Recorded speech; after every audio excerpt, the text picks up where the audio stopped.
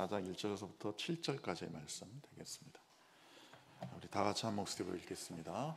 그때 예수께서 성령에 이끌려 마귀에게 시험을 받으러 강야로 가사 40일을 밤낮으로 금식한 후에 줄이신지라. 시험하는 자가 예수께 나와서 이르되 내가 만일 하나님의 아들이거든 명하여 이 돌들로 떡덩이가 되게 하라. 예수께서 대답하여 이르시되 기록되었으니 사람이 떡으로만 살 것이 아니요 하나님의 입으로부터 나오는 모든 말씀으로 살 것이라 하였느니라 하시니, 이 이야기가 예수를 거룩한 성으로 데려다가 성전 꼭대기에 세우고 이르되 내가 만일 하나님의 아들이거든 뛰어내리라. 기록되었을 때 그가 너를 위하여 너의 사자들을 명하시리니 그들이 손으로 너를 받들어 발이 돌에 부딪히지 않게 하리로다 하였느니라. 예수께서 이르시되 또 기록되었을 때 주 너희 하나님을 시험하지 말라 하였느니라 하시니. 아멘. 우리 지난주 우리에게 예수님의 첫 번째 시험에 관해서 우리가 말씀을 나눴습니다. 그때 그 마귀의 유혹을 예수님께서 성경 말씀을 인용하셔서 물리치셨죠. 그랬더니 이번 두 번째 마귀의 시험에서는 마귀도 성경 말씀을 인용합니다. 시편 91편 11절로 12절의 말씀인데요, 내가 만일 하나님의 아들이거든 뛰어내리라. 기록되었을 때 그가 너를 위하여 그의 사자를 명하리니 그들이 손으로 너를 받들어 발이 돌에 부딪히지 않게 하리로다 했느냐. 자, 이 성경 말씀대로 뛰어내려 봐라. 그러면 너는 전혀 다치지 않을 것이다. 이렇게 얘기를 한 것입니다. 그러자 예수님은 또 하나님의 말씀을 들어서 주 너희 하나님을 시험하지 말라라고 물리치십니다. 우리가 믿음 생활하면서 어떻게 이렇게 마귀의 수많은 유혹을 이겨낼 수 있을까요? 우리 주님께서 말씀으로 물리치신 것처럼 우리는 하나님의 말씀을 통해서 우리는 사탄의 시험을 이겨낼 수가 있는 것입니다. 시편 119편 9절로 11절에 청년이 무엇으로 그 행실을 깨끗게 하오리까? 주의 말씀만 지킬 따름이오니라. 내가 전심으로 주를 찾았사오니 주의 계명에서 떠나지 말게 하시고서 내가 주께 범죄하지 아니하나요? 주의 말씀을 내 마음에 두었나이다. 범죄하지 않으려고 주의 말씀을 내 마음에 두었다는 거예요. 청년의 그 정욕이 막 혈기왕성한 그 시대에, 그 시기에 그 행실을 깨끗게 할 수 있는 것은 오직 말씀이라는 거예요. 여러분, 마귀가 성경을 오늘 예수님을 시험하려고 인용한 것처럼 여러분, 이단도 성경을 말하지 않는 것이 아니라 성경을 인용합니다. 근데 문제는 한 부분만을 인용하죠.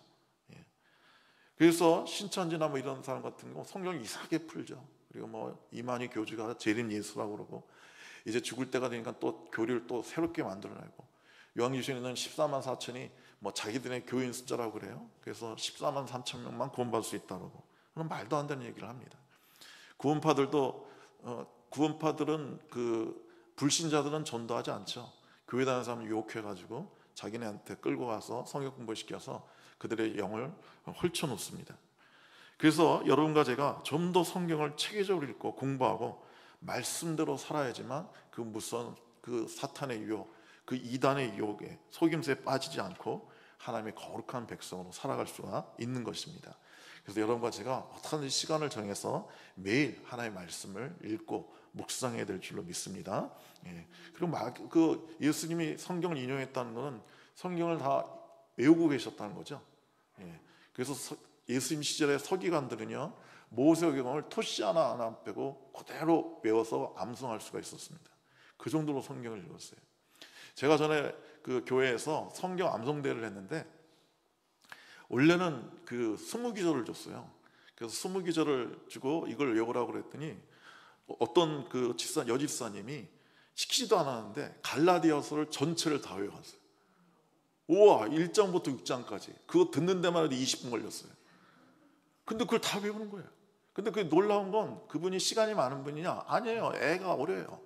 어린애가 2-3명 있는 분이에요. 그래서 물어봤어요. 인터뷰를 했어요. 아니, 어떻게 이걸 외웠냐 했더니 온 집안에 도배를 했대요. 성경 말씀을. 그래서 설거지하면서도 보고 외우고, 청소하면서도 보고 외우고, 침대 옆에도 두고 외우고, 그렇게 해서 갈라디아서 1장부터 6장까지 외우는데 20분이 걸렸는데 그 20분이 지루한 게 아니라 너무 놀라운 거예요. 너무 은혜스러웠어요. 여러분, 마귀가 예수님을 성전 꼭대로 데려가서 뛰어내려고 한 것은 어떤 유혹을 하는 거냐면 십자가의 길, 고난의 길을 피하고 편하고 쉬운 길을 택해서 가라고 유혹하는 거예요. 여러분, 성전 그 지붕 꼭대기에는 매일 아침 제사장이 서는 자리가 있었어요. 거기서 이제 제사장이 나팔을 들고 그 헤브론 산에서 그 새벽 노을이 그 빛이 쫙 비칠 때, 그 첫 빛이 비칠 때 사람들에게 첫 희생제의 시간이 됐음을 알기 위해서 나팔을 부하고 뿔나팔을 불었어요. 근데 언제부터인지 모르겠지만 유대인 사이에서 아침에 일찍 일어나서 희생제의 시간을 알리는 그 제사장의 나팔 소리를 듣고 그 제사장을 보면 그날 하루가 복되다는 믿음이 생겼어요. 예. 그리고 그 말라기서 3장 1절에 보면 너희가 구하는 바 주가 갑자기 그의 성전에 임하시리니 곧 너희가 사모하는 바 언약의 사자가 임하실 것이라는 그 말씀을 생각해내서 하나의 전설을 만들어냈는데, 즉 메시아가 오면 성전에서 뛰어내릴 것이고 뛰어내려도 아무런 그 상처 없이 그냥 사뿐하게 내려앉을 것이라는 전설이 생겼어요. 그러니까 마귀는 이런 전설을 이용해서 예수님을 성전 꼭대기에 세우고 많은 사람들이 지금 모여 있으니까 이 새벽에 지금 보고 있는 가운데서 뛰어내려라 그거예요. 시편에도 뛰어내려도 너를 천사들이 받쳐준다 하지 않았느냐. 그러니까 아무 문제 없이 너는 안착할 거고 사람들은 그 모습을 보고 전설에 따라서 너를 메시아라고 쉽게 믿을 거 아니냐. 그러니까 그렇게 쉬운 길을 가라, 어렵게 십자가의 길, 고난의 길을 가지 말라, 이렇게 유혹하는 거예요. 마귀는 신비한 이적을 행함으로 많은 사람들을 끌어모으고 인도함으로 십자가의 길을 피하라는 것입니다. 이것은 예수님에게 가장 크고 끈질긴 시험이었을 것입니다. 왜냐하면 예수님도 겟세마네에서 이 고난의 잔이 내게 피하게 달라고 기도하셨으니까요. 하지만 주님은 이 유혹을 물리치시고 채찍과 목과 창이 기다리고 있는 그 골고다 언덕 십자가 길을 걸어가셨습니다. 마태복음 27장 40절 보면 성전을 헐고 사흘에 짓는 자여 내가 만일 하나님의 아들이거든, 계속 하나님의 아들을 증명하라는 거예요. 자기를 구원하고 십자가에서 내려오라고 했습니다. 이것도 십자가의 지지를 막고 십자가에서 죽지 말고 기적을 베풀어서 쉽고 편하게 존경받는 길을 가라고 유혹하는 것입니다. 그러나 주님은 마태복음 16장 24절에서 아무든지 나를 따라오거든 자기를 부인하고 자기 십자가를 지고 나를 쫓을 것이니라고 말씀하셨습니다. 또 요한복음 18장 11절에 아버지께서 주신 잔을 내가 마시지 않겠느냐라고 말씀하셨습니다.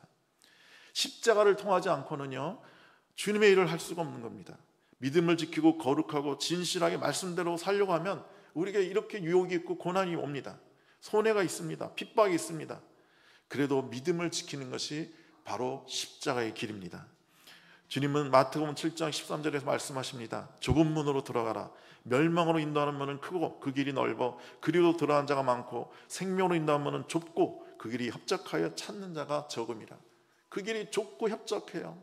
그래도 우리는 그 길을, 좁은 문을 지나서 좁은 길을, 십자가 길을 걸어가야 되는 것입니다. 오늘날 많은 기적을 행하고 신비한 능력을 가시함으로 교회를 양쪽으로 단시간에 부흥시키려는 그런 시도들이 있어요. 그거는 주님의 두 번째 시험을 받아들이는 위험이 된 것입니다. 그래서 한국 목사님들이 뭐 어디 뭐 부흥한다, 뭐 기적이 난다, 뭐 그런데 막 쫓아가는 목사님들이 있어요. 저 미국에서 뭐 에어포트 처치에서 뭐 몰라 뭐 표적이 나니까 거기 가서 막 배우고 뭐 안수받고, 그래서 뭐 교회를 뭐 어떻게든지 교회 안에서 그런 뭐 신비한 일이 일어나서 교회를 부흥시키려고 하는데 이 두 번째 마귀의 시험에 넘어갈 가능성이 있는 겁니다. 여러분, 교회 부흥은 필요합니다. 하지만 수많은 기적과 치유로 사람을 몰려올 때 오히려 복음을 전하기 위해서 다른 마을로 가자고 하신 그 예수님, 그 마가복음 1장 32절에서 베드로가 찾아와서 사람들이 줄을 찾습니다. 왜냐하면 기적을 베푼 걸 봤으니까요. 소문이 났으니까요. 막 구름대같이 올라왔어요. 그럼 몰려오는 사람한테 전도하면 되잖아요. 근데 예수님이 분명히 마가복음 1장 32절에서 우리가 복음을 전하러 다른 마을로 가자고 그랬어요. 아니, 사람들이 몰려왔는데 왜 다른 마을로 가요? 그리고 복음을 전하러 가자고 그랬어요. 몰려온 사람들한테는 복음을 전할 수 없는 건가요? 어려운 거예요. 그들은 호기심으로 신비한 걸 보려고 온 사람들이니까 순수하게 복음을 전할 수가 없는 거예요. 복음을 받아들이지 않으니까요. 여러분, 하나님은 정직하게 땀 흘려 일하고 성실하게 여러분이 돈을 벌기를 원하십니다. 그러나 마귀는 일확천금을 벌라고 하죠. 인생을 쉽게 한 방으로 살라고 해요. 우리나라의 로또가 당첨 확률이 800만 분의 1이라고 하잖아요. 정확하게 14만 5천 분의 1이에요. 그게 확률적으로요, 그러니까 평생에 벼락 맞을 확률보다 더 낮은 거예요. 여러분, 벼락 맞았다는 사람 주변에 본 적 있어요? 아무도 없죠. 저도 생전 들어보지 못하고 그런 사람 아는 사람도 없어요. 근데 그 희박한 확률에 마귀는 목숨을 걸라고 그러는 거예요. 계속 투자하라고 그러는 거예요. 그게 숫자적으로 확률이 어떻게 되는지 아십니까? 0.0000123이에요. 안 되는 거예요. 전에 이제 안타까운 그거 왔는데, 생활고에 시달리는 그 아버지와 딸이 그 전세금 다 빼가지고 뭐 5천만 원인가 6천만 원짜리 로또를 샀대요. 이걸로 우리 인생의 문제를 해결하자고. 근데 세상에 하나도 당첨이 안 됐대. 5천만 원 산다고 당첨이 되나요? 그래서 자살했어요. 마귀는 속삭입니다. 아무리 확률이 작아도, 야 봐라, 매주 당첨되는 사람이 있지 않냐? 네가 그 중에 한 사람이 될 수 있다. 너에게도 기적이 날 수 있다. 일당 당첨되면 너의 모든 문제가 해결되고 인생 역전된다. 그럼 너는 행복하게 살 수 있다. 이렇게 속인단 말이죠. 여러분, 제가 미국에서 살았는데, 미국은 우리나라 로또보다 당첨금이 더 어마어마해요. 근데 그 당첨받은 사람들의 삶을 이렇게 조사해 봤더니, 당첨받은 사람들이 90%가 그러니까 10의 9은 패가망신을 하더라는 거예요. 로또에 당첨되는 사람들이 뭘 제일 먼저 할까요? 집 살까요?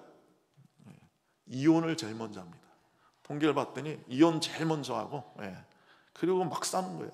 어떤 사람 그 당첨돼서 그 읽어봤더니 매춘하는데 몇 억을 썼어요. 자기 평생 소원이 이쁜 여자랑 잡아오는 거라서 5원 없이 썼다는 거예요. 그 돈을 다 날렸어요. 그리고 로또에 당첨되기 전에는 그래도 성실하게 살던 사람이 로또에 당첨돼서 부도나고 신용 불량자가 되는 경우가 허다합니다. 왜 그럴까요? 그렇게 돈이 많은데. 여러분, 돈 1,000원에 100억을 벌겠다는 것은 어마어마한 욕심이에요. 어마어마한 욕망입니다. 여러분, 한 주에 그 100억씩 그게 당첨금이 나는데, 그 100억을 주기 위해서 그 로또가 얼마나 팔려야 되냐면 한 주에 1,000억씩 팔립니다. 우리나라에서 1년에 6조가 팔린대요, 세상에. 근데 그 1,000원으로 100억을 벌겠다? 너무 욕심이잖아요. 너무 욕망이잖아요. 그래서 그 당첨금에는요, 그 수많은 사람의 욕망의 영이 묻어서 나한테 오는 거예요. 그래서 그 돈을 받는 순간 나한테도 엄청난 욕망의 영이 들어와서 그렇게 돈이 많아도 더 많은 걸 바라고 사고 하기 때문에 부도가 나고 패가망신이 되는 겁니다. 여러분, 천하보다 귀한 우리의 삶이, 우리의 생명이 어떻게 돈 100억의 역전이 돼요? 역전 안 됩니다. 100억, 1,000억이 우리 삶이 변화되는 게 아니에요. 우린 온 세계보다 더 비싼 게 우리의 생명이라고 주님 말씀하셨잖아요. 그런데 마귀는 눈 한 번만 감으면 된다고 그래요. 남들도 다 그렇게 산다고 그래요. 정직하게 일해서 언제 돈 모으냐고 그래요. 제가 미국에 있을 때 그 식당에서 알바를 했는데, 그 알바 직원들이 다 크리스찬인데 10명에서 로또개를 들었어요. 로또개가 뭐냐 그랬더니 10명에서 한 명이 한 장 사고 2장 사면 당첨 확률이 떨어지니까 10명에서 돈 모아서 매주 100장을 산대요.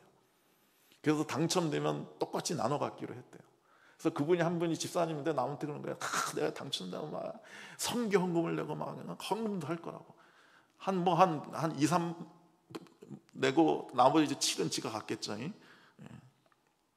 여러분, 제가 미국에 있을 때 아주 감동적인 기사를 본 적이 있는데, 어떤 사람이 로또에 당첨돼서 그걸 다 교회에 헌금하기로 했어요. 목사님께 찾아가서 이 돈을 다 헌금하겠다고. 그랬더니 목사님이 장로님들하고 회의 열어서 그 돈 안 받겠다고 했어요. 그런 더러운 돈 안 받는다고.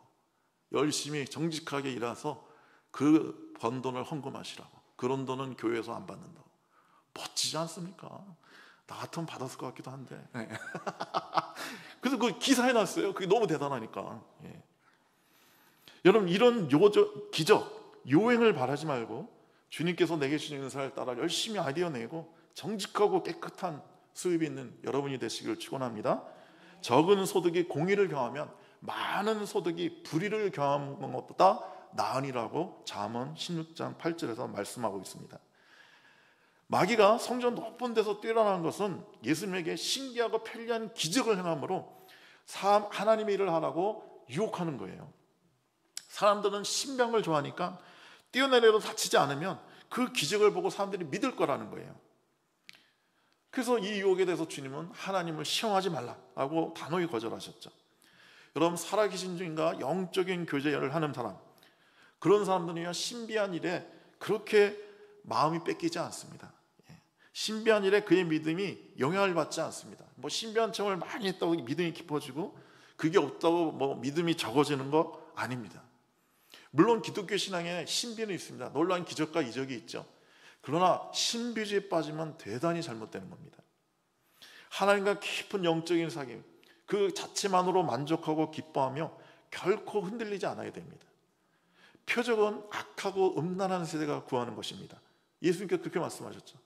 표적은 악하고 음란한 세대가 구하는 것이다. 여러분, 마귀는 모든 사람은 신비한 성을 좋아하는 본성을 가진 존재라고 규정하고 우리에게 여러 가지 모양으로 접근합니다.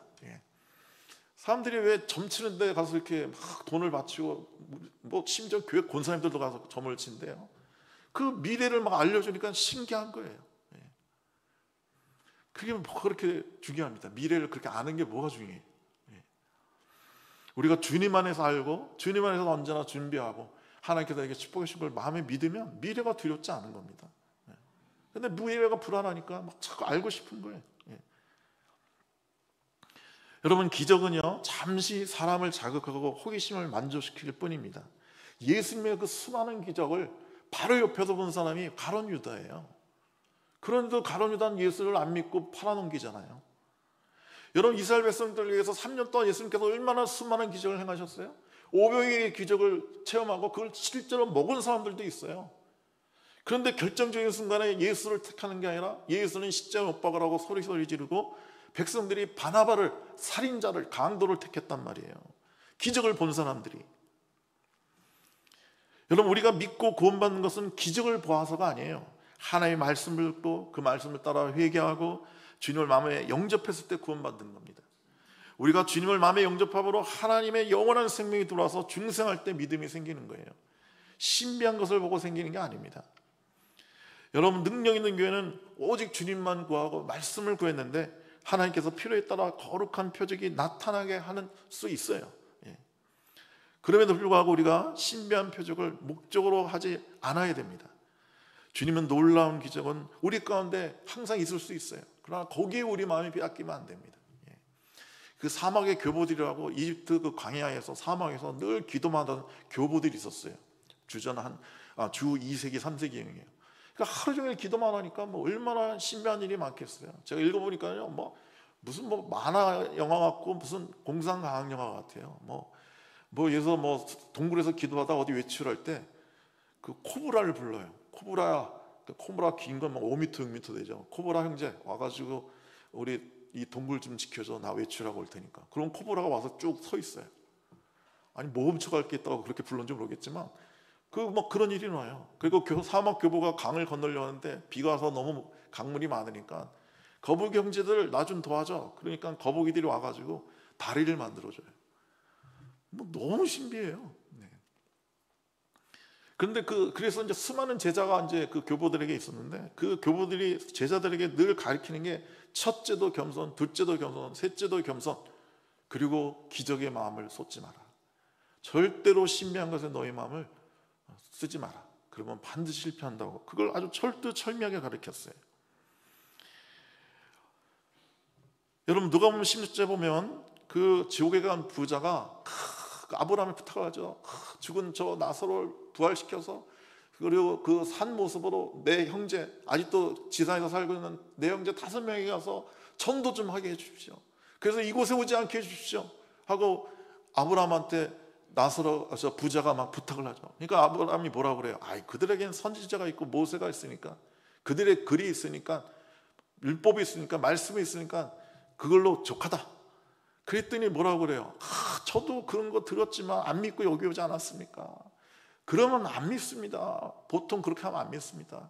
죽은 자가 살아나서 가면 믿을 겁니다. 그러니까 나사로 좀 보내주세요.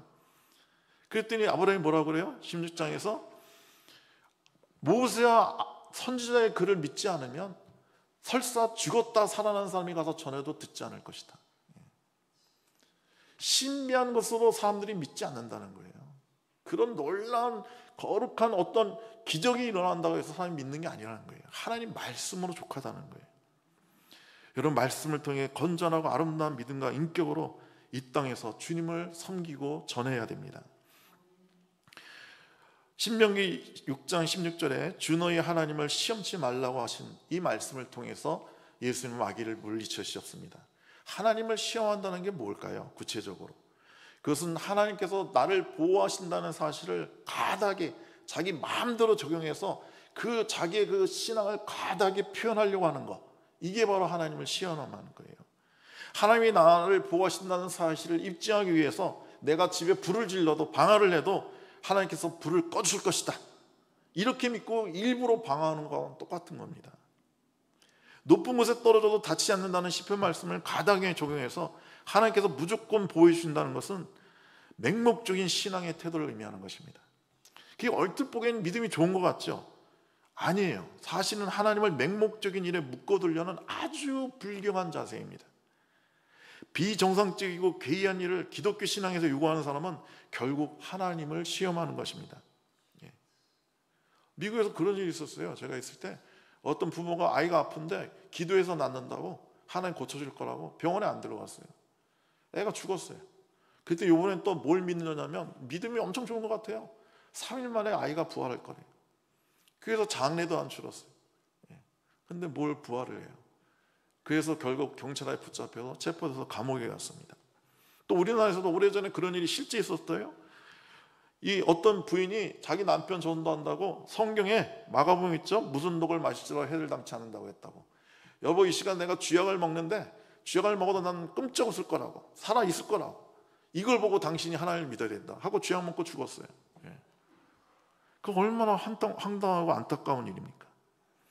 살아계신 인격적인 하나님을 그녀는 알지 못한 겁니다. 맹목적인 신앙에 빠져 있었던 거예요. 자기가 독약을 먹고 꼭 살아나야 하나님이 계시다는 게 증명되는 게 아닙니다. 하나님을 인간적인 자기의 방법으로 감금시킨 거예요. 하나님은 그 사람이 죽어도 하나님은 영광이 드러나고 그 사람이 죽음으로 하나님이 나타날 수가 있는 거예요. 어떤 그 권사님이 자기 아들이 아주 불치병에 걸렸어요. 그래서 하나님께 간절히 기도해가지고 아들이 낳았어요. 그래서 너무 기뻐하고 감사하고 막 간증하고 그랬는데 얼마 후에 자기가 암에 걸렸어요. 그래가지고 그 의사가 앞으로 길어야 6개월이라 그런 거예요. 그래가지고 막 기도하는데 우리 아들 고쳐주신 하나님, 나도 고칠 줄 믿습니다 하고 막 열심히 기도하는데 전혀 병이 호전이 안 돼요.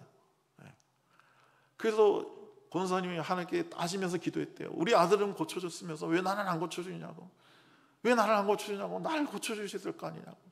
하나님의 살아계심을 내가 사람들한테 증거할 수 있도록, 간증할 수 있도록 나 좀 고쳐달라고, 살려달라고. 근데 하나님 음성이 들리더래요.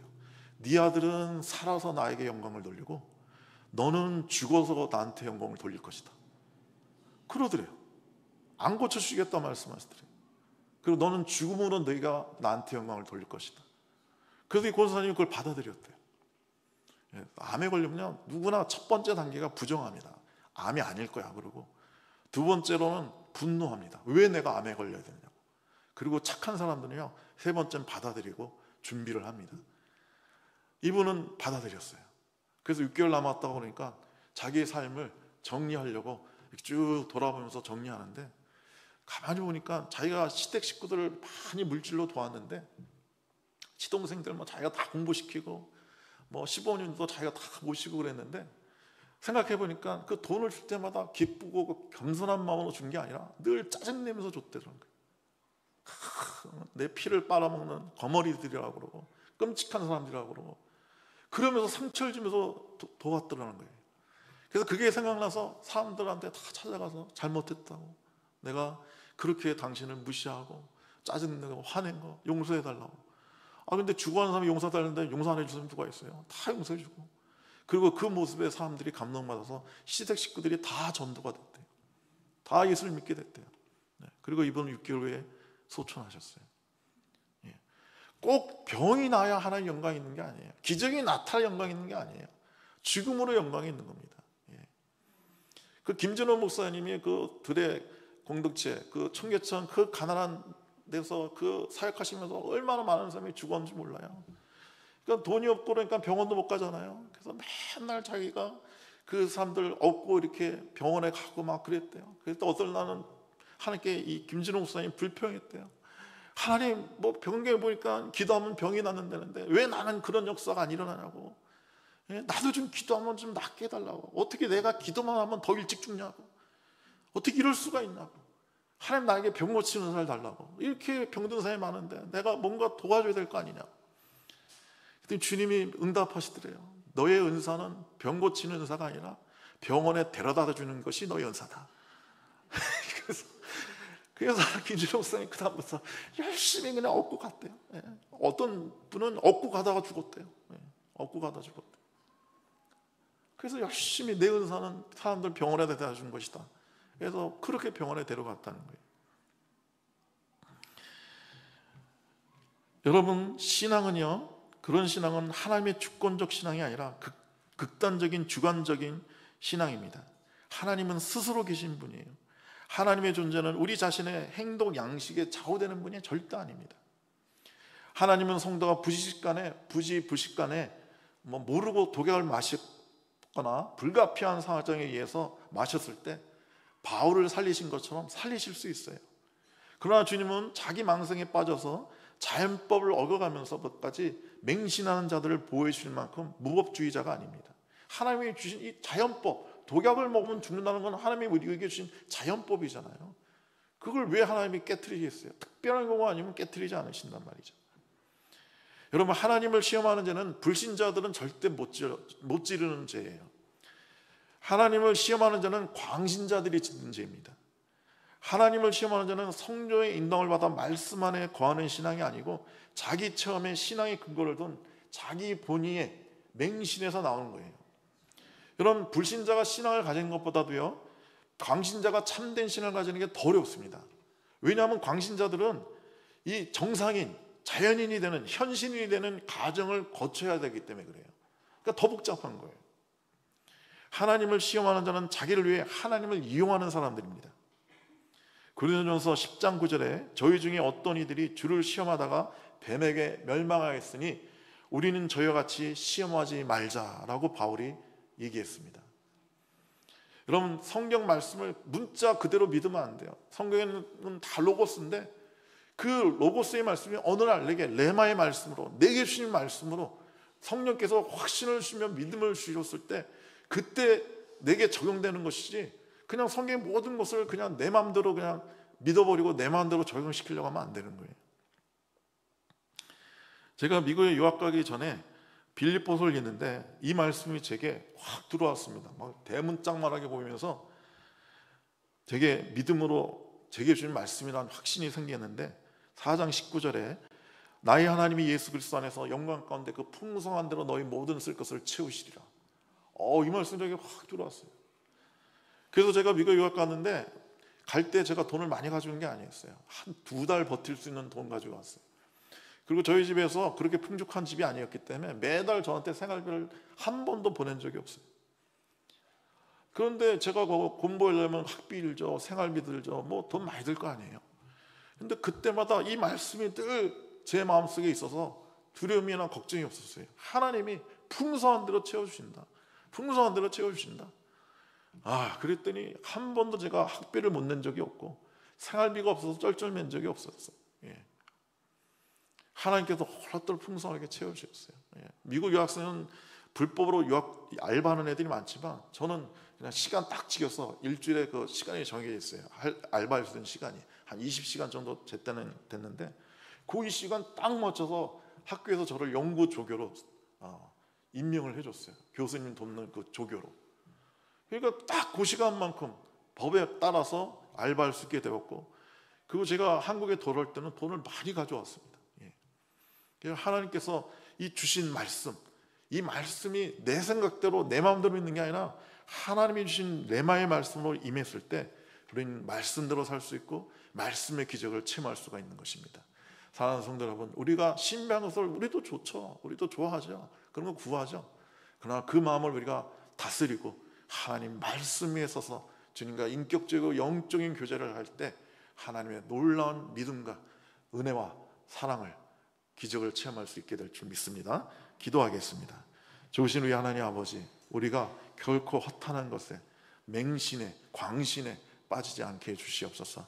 우리가 늘 주님과 영적으로 아름다운 인격적인 교제를 하게 하시고, 하나님의 말씀을 늘 묵상함으로 모든 사단의 속임과 거짓을 이겨내고, 유행을 바라는 것이 아니라, 기적을 바라는 것이 아니라 하나님의 은혜와 말씀을 바라면서 우리가 인생을 승리하며 살게 하여 주시옵소서. 주님, 우리 가운데 병든 자가 있습니까? 주님, 이 시간 피 묻은 손 안수하셔서 치유하여 주시옵소서.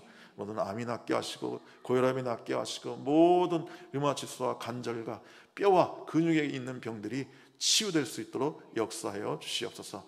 특별히 마음의 질병이 있는 분들이 있습니다. 우울증과 두려움과 걱정, 근심에 사로잡힌 분들, 이 시간 주님께서 빛을 비춰주시고 성령의 놀라운 기름 부음으로 그 마음속에 모든 두려움과 어둠이 떠나가고, 하늘에 주시는 신령한 기쁨으로 놀라운 평강으로 채워 주시옵소서. 예수님의 이름으로 기도드리옵나이다. 아멘.